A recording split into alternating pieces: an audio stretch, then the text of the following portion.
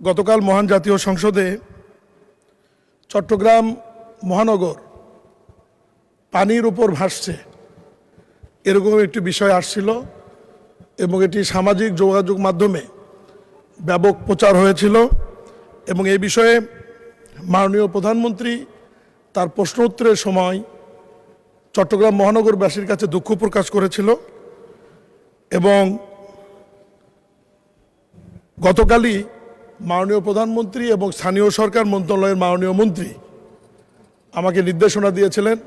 যে চট্টগ্রাম গিয়ে সরজমিনে পরিদর্শন করে বিষয়টি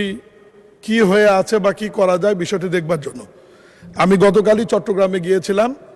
সেখানে সিটি কর্পোরেশন, চট্টগ্রাম উন্নয়ন কর্তৃপক্ষ,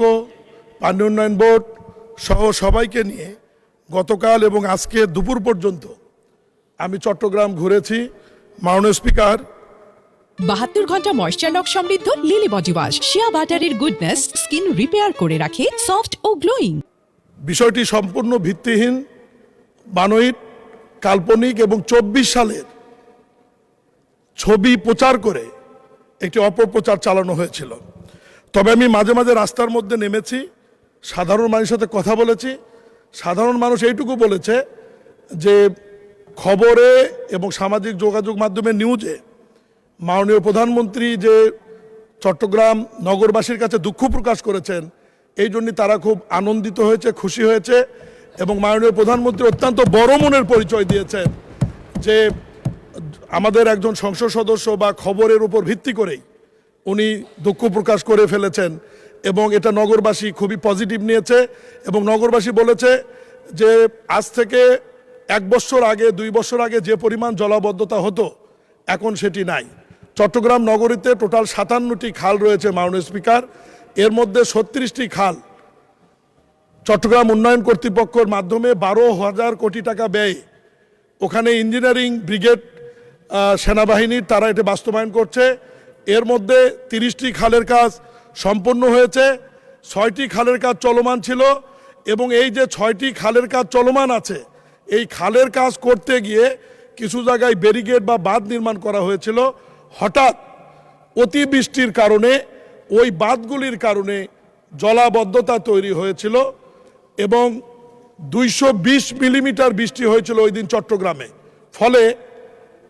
প্রবর্তনা মোড় সহ কিছু জায়গায়, মাত্র 5টি জায়গায় আপনার জলজট তৈরি হয়েছিল, জলবদ্ধতা না, যে পানিটি 3-4 ঘন্টার মধ্যে আপনার সিটি কর্পোরেশন, চট্টগ্রাম উন্নয়ন কর্তৃপক্ষ এবং পানি উন্নয়ন বোর্ডের যৌথ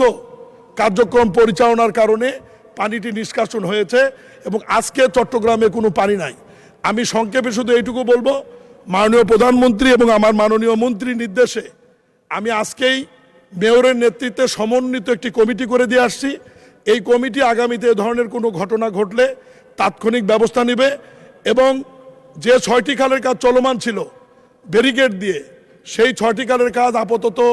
বন্ধ করে দিয়ে আগামী 5 দিনের মধ্যে সেনাবাহিনীর ওই সমস্ত ব্যারিকেড উঠিয়ে ফেলে পানির প্রবাহ সচল রাখার জন্য নির্দেশনা দেওয়া হয়েছে এবং আগামী বর্ষা মৌসুমে আমরা এইটুকু নিশ্চয়তা দিতে পারি যে বড় ধরনের কোনো মহান আল্লাহর দিক থেকে যদি বৃষ্টিপাত বা জলোচ্ছ্বাস না হয় তাহলে চট্টগ্রাম মহানগরীতে জলবদ্ধতা হওয়ার কোনো সম্ভাবনা থাকবে না। মাননীয় স্পিকার।